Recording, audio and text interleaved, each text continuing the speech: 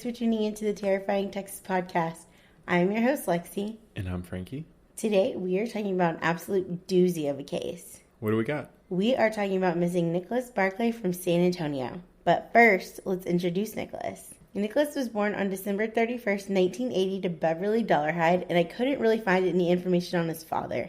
But Nicholas is considered a troubled kid. He was diagnosed with ADHD, which every kid with ADHD isn't necessarily troubled, but... Don't you have ADD? I have ADD, but I'm certainly not hyper. I don't have the energy to be very hyper. Yeah, I guess you're right. So he would regularly argue with his mother, and he would even get violent with her. I mean, you don't need ADHD to do that. There's no excuse for fighting with your mom, no matter what your issue is, I guess. So he had a history of not coming home when he was upset, so I guess he would kind of throw a tantrum and just run off, for the day. And but he would usually come home the next day. I'd get beat if I didn't come home. I know, that's not even, I wouldn't even survive, as an adult on my own. Yeah. A whole day in the streets. Nicholas had a criminal record. He broke into a convenience store. He stole a pair of shoes, and he threatened a teacher. And he had 3, jailhouse tattoos that was given to him by his friend. Dang. I got a little badass, huh? Hooray. All right, so let's talk about the day in question. On June 13th in 1994, Nicholas Barclay left his home in San Antonio to go play basketball with his friends. He called home later that day asking his mom for a ride, but she was asleep because she worked the night shift at a convenience store. I don't think that's much of an excuse, but what do I know? He has his older brother Jason, but he refused to pick him up. Well, why didn't he pick up his own brother? Jason was kind of a dick, I guess. I mean, I know Jimmy, my older brother, would pick me up if I asked him to, but I guess we're not all #blessed. How do you pick up my siblings at any minor inconvenience? The issue is that when Nicholas initially went missing, the police didn't take it seriously because he had ran away before. This time was different because it wasn't his usual one-day disappearing act. His sentencing hearing for one of his crimes was the day after he went missing. A possible outcome was that he would be placed in a group home, which he was against. The police chalked it up to him running away. 3.5 months later, Nicholas's brother Jason called the police saying that he thought Nicholas was trying to break into the garage. The police canvassed the neighborhood, and upon further investigation, they decided that Jason's claims were just not true. After Nicholas was reported missing, the family thought he would not be seen or heard from again. Until 3 years and 4 months later, in October of 1997, a tourist called the local police and claimed to have found a teenager sitting in a phone booth. The police sent a patrol car and brought him to the local police station. Later that night, NYPD received a call from a shelter in Linares, Spain. I hope I'm saying that right. Linares? How would you say it in Spanish? I guess Linares? But they're Spain, so it'd probably be Linares. Oh yeah, they have an accent. A call was placed to NCMEC, which is the National Center for Missing and Exploited Children, but I'm going to shorten it because that's a mouthful, was made to basically find any information regarding a missing teenager from the U.S. Somehow Nicholas's name was brought up, and the caller in Spain asked for a fax of the NCMEC poster. The caller also mentioned that it was definitely Nicholas and that he seemed like he had been through a lot, possibly abuse. Nicholas tells the tale to the police that he was kidnapped and placed in a child sex ring that was ran by the military, and he was tortured. So hold on, let's talk about something. So he was born in the 1980, and 1997 would be 3 years after he was abducted. So he was 14 and he was in all that trouble? All his court cases and stuff? At the age of 14? That's crazy. I know, it sounds like he was unsupervised. Sounds like it. So Nicholas's family was quickly notified, and his sister Carrie jumped on a plane to Spain to pick him up. She picked up Nicholas, who had dark brown hair and eyes, and he also had a French accent. Which is weird because when Nicholas went missing, he had blonde hair and blue eyes. It was later explained by Nicholas that a military experiment chemically changed his eye and hair color, and that he had a French accent because he was only speaking French for about 3 years. I guess this is what's-his-face's wife, right? Oh, Alec Baldwin? Yeah. She's Spanish. How do you do the accent? Which one, the Spain? Spanish? What is it? Just put a TH behind everything, yeah. Was she Spanish? She's Spanish. She wants to take a siesta? Okay, so it's pretty obvious that this couldn't be Nicholas. So why would Carrie take to him so fast? Was she just wanting to believe it was Nicholas, or something a little more sinister? Spooky. Carrie basically takes the time out to show him pictures and kind of reintroduces the entire family to him. But how could she have possibly known that the U.S. Embassy would question him on the pictures of his family to prove that he was Nicholas? So she was coaching him, oh, hey, do you remember Uncle Tom or what? Yeah, she'd be like, do you remember I'm just going to keep talking about stupid Uncle Pat. Do you remember Uncle Pat? This is Uncle Pat. And then Nicholas is like, oh, is he still an asshole? And she's like, yeah, ha, ha. She coached him. And I guess she couldn't have known that the U.S. Embassy was going to ask him, but I don't know. Just it's important to remember that for later, that she did that. All right. Nicholas comes back to Texas and goes to live with Carrie because Beverly is still working nights. Carrie tries to get him into a normal routine, and Nicholas starts hanging out with neighborhood kids and enrolls in his local high school. Nicholas has an interaction with his brother Jason, and he doesn't take to him like Carrie or his mom, and basically tells him good luck when he meets him and then dips out. Meanwhile, the FBI is like, okay, he was rescued from an international child sex ring that's kidnapping American kids. Why hasn't the family notified them that he's back in Texas? An FBI agent schedules an interview, and during his interview, she notices that there is no way he is 16. I mean, he has dark brown stubble and a 5 o'clock shadow. The FBI agent notices that Nicholas is really uncomfortable when being questioned. Nicholas retells the story that he was kidnapped by the military and was flown overseas. He claims that he was tortured and sexually abused and experimented on. He said that he was moved from country to country and they chemically altered his hair and his eye color, and tells the tale of his grand escape via a door being left open.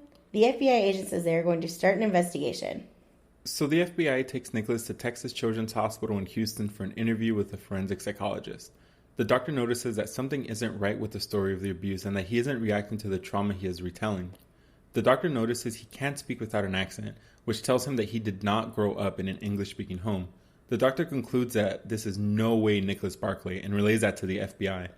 The FBI calls the family and tells Carrie that Frederick is an imposter and not to meet them at the airport to take him back with her, and that the FBI would take care of him.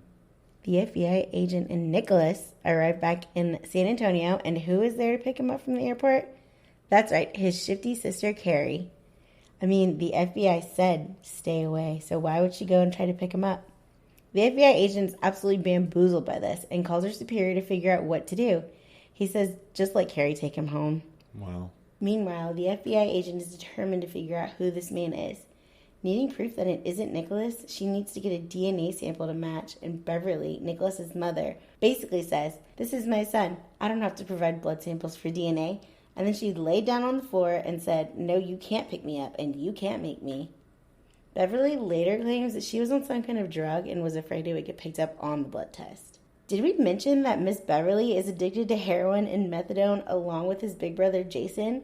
Did we also forget to mention that Jason was the one who got his own mother addicted to heroin? The FBI agent on the case wonders why the heck the family would take in a complete stranger. She wondered if they have something to hide. Now, cool cats and kittens, let's introduce the man formerly known as Nicholas Barclay by his real name, Frederick Bourdin. And let's hear about Frederick's story unraveling. I'm ready. Charlie Parker, a private investigator, is watching Frederick being interviewed on the local news because he's obviously getting a lot of attention using Nicholas's story and all. Something doesn't sit right with him, so he takes a picture of the real Nicholas and puts it in Photoshop. He notices that the ears on Nicholas and the Nicholas imposter are significantly different. He calls the FBI agent assigned to the case and tells her about the ears, and she tells him he can investigate what he wants as long as it doesn't intrude in a federal investigation. Later, when Beverly refused a DNA blood test to make sure she was related to quote-unquote Nicholas, Frederick himself became suspicious. He then remembered how he was basically coached to remember everyone by Carrie in the pictures just for the embassy to ask about the same people. Why would the family take in someone who was obviously not Nicholas? The FBI agent ends up getting a warrant for the blood samples, and Frederick is relieved that this finally might be over. But on March 3rd, 1998, the legate in Spain called the FBI stating that they had a match to Frederick, who was wanted by Interpol. What? Frederick was in fact a 23-year-old, a French guy, and he went as far as to dye his hair blonde and had someone at the children's shelter give him Nicholas's tattoos. What the heck? Frederick had impersonated many other children all over Europe, claiming to be abused, kidnapped, and sometimes an orphan. He's so well known that he actually has a nickname, the Chameleon. That's a pretty cool nickname if you ask me. So like in a little subnote here, I researched it and I saw that he has impersonated at least 500 other people. That's crazy. So I guess he is a chameleon. Everything starts to unravel for Frederick, and once he knows he is caught, he calls the San Antonio Police Department to leave a tip and tell them that he believed the family did in fact kill Nicholas and that the whole family is covering it up. An investigation was opened into the family, and Beverly was given 3 polygraph tests, which she passed 2 but failed the last one horribly, and she became irate. The FBI attempted many times to get a hold of Jason, and when they did, he seemed apathetic about Nicholas even going missing and knew that Frederick wasn't his brother from the start. Jason was in a rehab center and was working there and was 1 year sober at the time. But soon after he spoke with an agent, he left his drug rehab center. He overdosed and died. Was it a suicide? Jason was a violent dude after all. Did he place the fake call to the police about Nicholas breaking into the garage to cover his own ass? It was definitely suspected that Jason hurt Nicholas and that Beverly and Carrie could have possibly helped him cover it up. But why else would they let Frederick stay for so long? Why would they not let the FBI get blood samples? Why would Carrie basically defy the FBI and pick up Frederick at the airport after they told her not to? So another subnote here, and some further off-the-record Facebook group research actually saw an allegation, this is an allegation, of basically Nicholas was kind of blackmailing his mom whenever he was supposed to go to court the next day, and he said, I'm going to tell a judge about your drug use. And apparently Beverly and Jason didn't like it. But like I said, it's an allegation. And then I did see additionally that Beverly supposedly took 3 days to call the police, but I don't have any way to verify that. So let's get back to the story. The police opened up a homicide investigation, but closed it due to lack of evidence after Jason's death. So what happened to Frederick? Basically, Frederick was sentenced to 6 years in prison for passport fraud and perjury. That's it? He basically conned the FBI, the U.S. Embassy, and supposedly conned a whole family, and he went away for passport fraud? You know, right? As soon as he completed his 6 years, he went right back to his shenanigans, pretending to be teenagers. He got married and had a daughter, so I'm not sure he's still up to his old tricks. He would have to be middle-aged or so I don't think he'd really be able to impersonate a teenager anymore. Yeah, and he's bald, so there's no way he could be a teenager. I guess if he wears a hat, I don't know. But this case was insane, but let's bring some awareness to the real Nicholas Patrick Barclay. Nicholas has never been located and his case remains unsolved. He may still be living in the San Antonio area. While many agencies continue to classify him as a runaway, foul play is possible in his disappearance. It's a shame. We will leave his Charlie Project page and his NCMEC page in the show notes. Nicholas was last seen in a white t-shirt, purple pants, and black sneakers. He was carrying a pink backpack. He would be 39 years old today. He has light brown blondish hair and blue eyes. Nicholas has tattoos of the letter J on his left shoulder, T on his left hand between his thumb and his forefinger, and the letters L and N on his outer left ankle. He has a gap between his teeth, and his nickname is Nicky. Well, I guess that sums up the case. What do you think happened to him? I think, unfortunately, it was a case of, family violence. It seems like the whole family has something to hide, and it seems like his mom and his brother weren't the best people, the best behaved people. And it's kind of weird that the sister, kind of just accepted this new person saying that he was him without even questioning it a little bit, When I was looking at the Facebook group, a lot of people said that the sister just was genuinely fooled by this guy and that she wasn't covering it up, that she was just a very genuinely sweet person. But I don't know. The FBI told her don't come pick him up, and she did. So I guess maybe she's like, he's my brother, why wouldn't I pick him up? I guess, but still. I mean, some people are just hard-headed. I don't know. Well, I think that's it for it today. Thanks for tuning in, guys. Bye.